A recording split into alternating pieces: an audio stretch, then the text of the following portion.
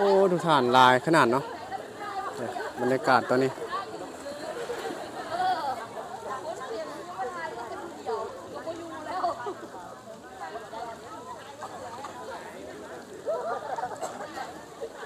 โอ้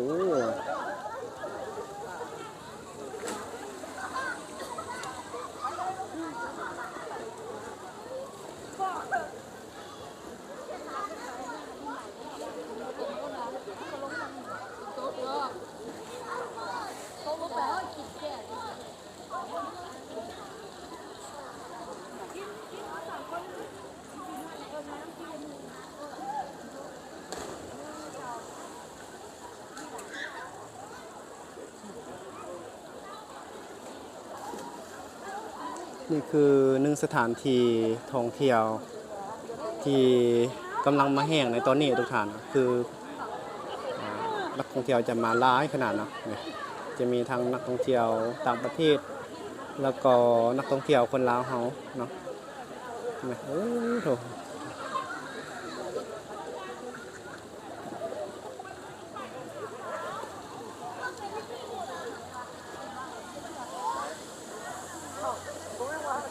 ตอนนี้เรา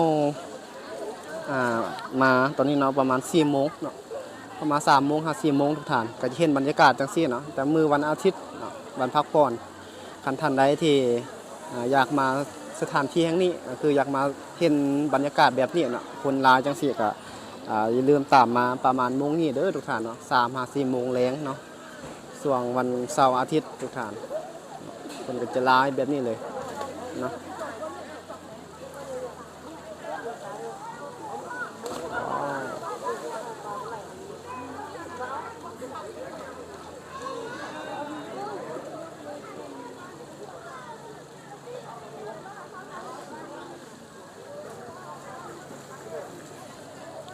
เดี๋ยวเราไปมุมอื่นเบิ่งเนาะเป็นจังไดมาเบิ่งฝั่ง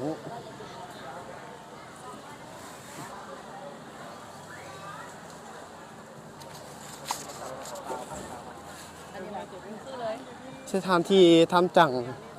ในปัจจุบันนี้ก็ถือว่าเขาก็ยังมีการปรับปรุงยังบ่ทันแล้วเนาะ100%เถื่อเขายังมีการเสื่อมเล็กที่เฮ็ด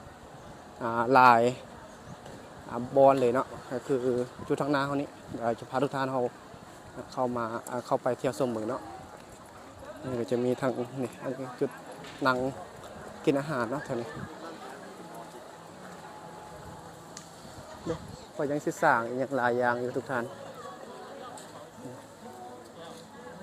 ก็จะสร้างไม้เนาะกำลังโพนสีกำลังจะเฮ็ดไม้เนาะ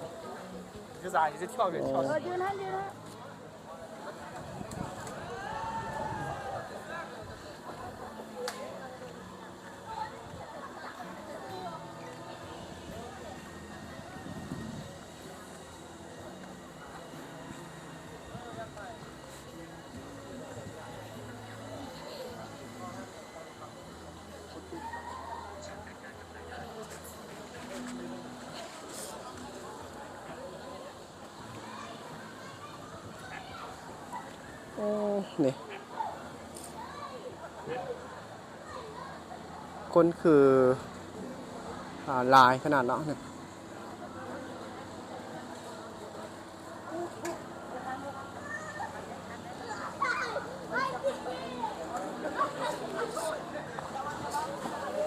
อันนี้แมนจะเป็นทำน้ำเนาะทำน้ำนี่ก็จะมีการขี่กงเบงเข้าไป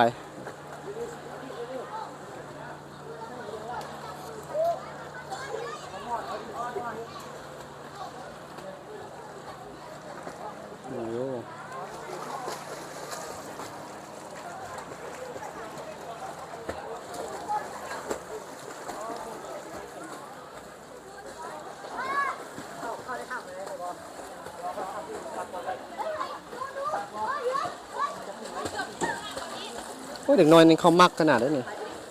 มักเล่นน้ำเนาะกับผู้น้อยผู้ใหญ่เลย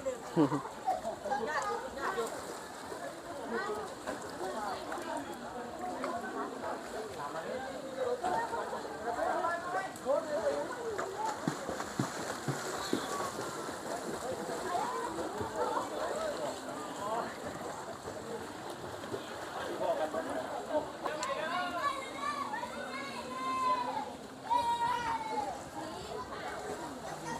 โอ้โหมาหลายขนาดเลยทุกท่าน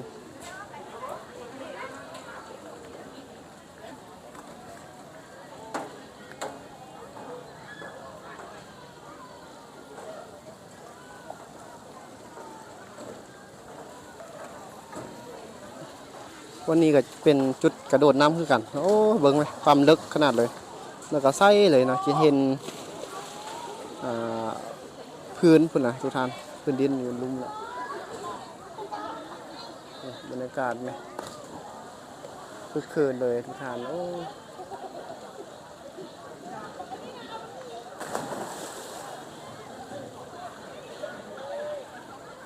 อันนี้เราจะย่างพาทุกท่านเราชมบรรยากาศเป็นจังได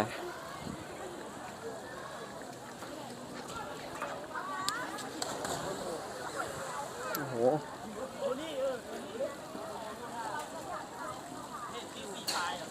โอ้โห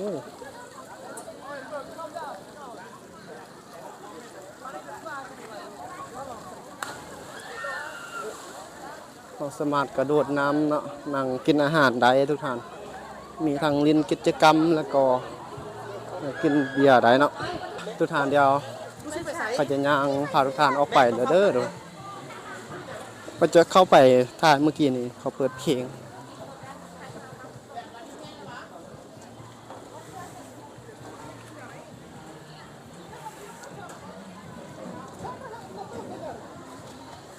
โอ้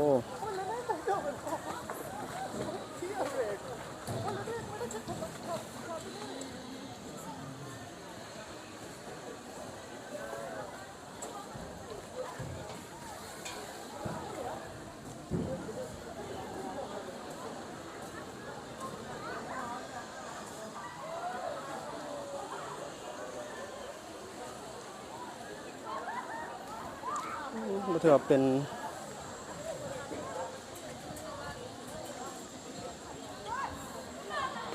สถานที่ยอดฮิตเลยก็ว่าได้เนาะนะทุกท่านเดี๋ยวก็ขออนุญาตพาทุกท่านย่างเมื่อก่อนเด้อเนาะบรรยากาศตอน3-4 โมงแรงเนาะพาทุกท่านมาเลาะเที่ยวชมเก็บภาพบรรยากาศอยู่ที่สถานที่ท่องเที่ยวทำจังวังเวียงมาฝากมาตอนให้ทุกท่านเฮาติดตามอยู่ตอนนี้เนาะได้รับชมเบิ่งน้ำกันนี่แหละเนาะทุกท่านเฮาเป็นเมืองและท่องเที่ยวเนาะเฮาต้องควรรักษาความสะอาดช่วยกันเด้อทุกท่านเนาะช่วยกันรักษาความสะอาดให้จบงามเวลานักท่องเที่ยวเข้ามาเที่ยวลิ้นเจ้าก็รู้สึกว่าสะอาดงามหูงามตาดีนะก็ต้องช่วยกันรักษาคนลาวเฮาเป็นสถานที่ท่องเที่ยวให้ผู้คนมาเที่ยวแบบหลั่งไหลเข้ามาเที่ยวอย่างหลายขึ้นอย่างล่วงหลายนะครับ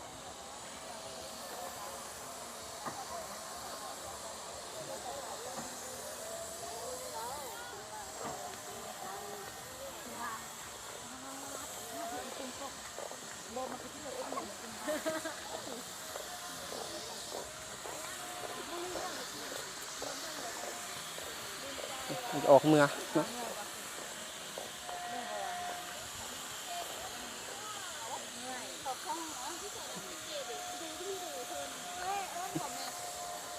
พี่เจ้ากะที่เฮ็ดหลายอย่างอยู่ทุกท่านยังตัดเล็กเสื่อมเล็กนะบ่แน่ใจว่าจะเฮ็ดเสริมอีกยังเติมแน่เนาะบรรยากาศตอนนี้ทุกคน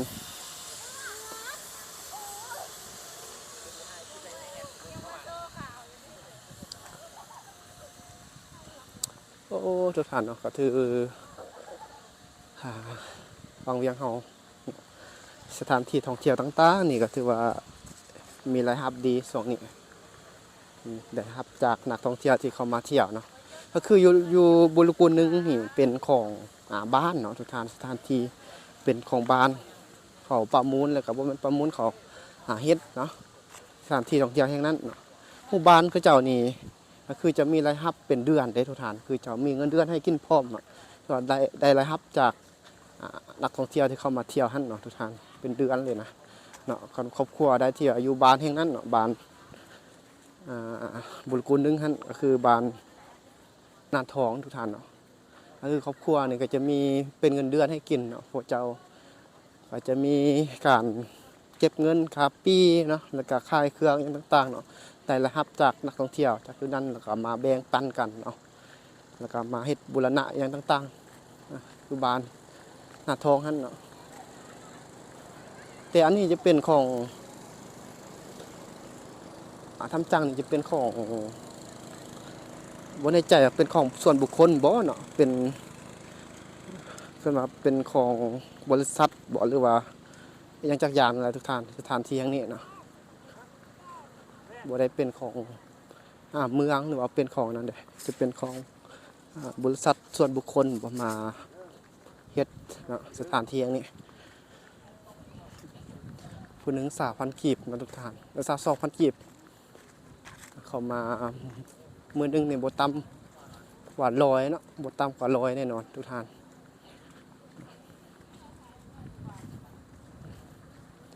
จะเข้ามาเที่ยวตั้งแต่เช้าเนาะตั้งแต่เช้าหาแรงเลยคือผู้นี้มาเนาะมาเที่ยวแล้วก็กลับแล้วก็ผู้ใหม่มาอีกเนาะเบิ่งรถยังจอดทางนอกหันก็ยังหลายอยู่เนาะก็คือยังบ่ทันหมดเนาะที่ว่าออกไปตอนนี้ก็อยู่ประมาณ4โมงเนาะ4โมงนี่ก็ยังบ่มีคนที่ยังบ่มีนักท่องเที่ยวออกหมดเทื่อเนาะก็ยังจะเข้ามาอีกตึมโอ้โถเข้ามาเที่ยวมันก็มาครอบครัวเนาะมาเที่ยวจังซี่โอ้โหเนาะมีความสุขดีทุกท่านเนาะสำหรับวิดีโอนี้ก็ขออนุญาตจบคลิปประมาณนี้เด้อทุกท่าน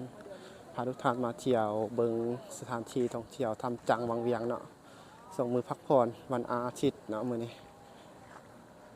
มาฝากมาตอนให้ทุกท่านเฮาได้รับชมคันมักคลิปนี้ก็อย่าลืมฝากกดไลค์กดติดตามเนาะแล้วก็เบิ่งโฆษณาให้ข้าพเจ้าได้เด้อทุกท่านเนาะเพื่อเป็นกำลังใจในการเฮ็ดคลิปต่อไปเนาะมีสปอนเซอร์เล็กๆน้อยๆเอาไว้พบพอกันใหม่ในคลิปหน้าเนาะคำว่าสบายดี